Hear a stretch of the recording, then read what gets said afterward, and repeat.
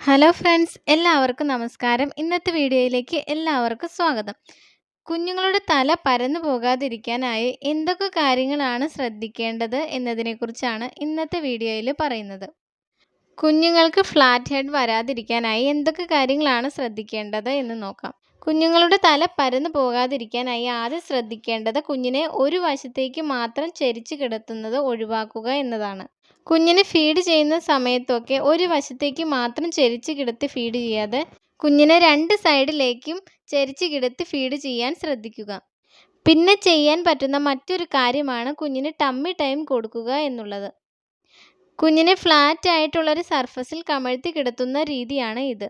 കുഞ്ഞിന് tummy time കൊടുക്കുമ്പോൾ നല്ല ശ്രദ്ധയുണ്ടാവണം. കുഞ്ഞ് ഉണർന്ന് ആക്റ്റീവായിട്ടിരിക്കുന്ന ടൈമിൽ വേണം കുഞ്ഞിനെ ഇങ്ങനെ കിടത്താൻ.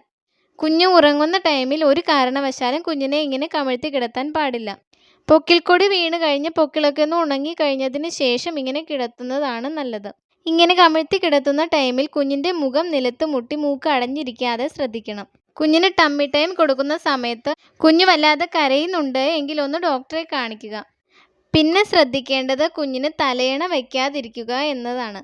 കുഞ്ഞിനെ കിടത്തുമ്പോൾ തലയണ വയ്ക്കാതെ കിടത്തുക. പിന്നെ കുഞ്ഞ് ഒരേ പൊസിഷനിൽ തന്നെ തല ചെരിച്ച് വെച്ചുകൊണ്ടിരിക്കാതെ ശ്രദ്ധിക്കുക. ഒരേ സൈഡിൽ മാത്രം തല ചെരിച്ച് വെക്കുമ്പോഴും ഫ്ലാറ്റ് ഹെഡ് ഉണ്ടാവാനുള്ള സാധ്യതയുണ്ട്.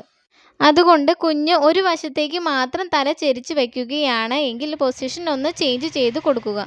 കുഞ്ഞിൻ്റെ പൊസിഷൻ ചേഞ്ച് ചെയ്ത് കിടത്തുക.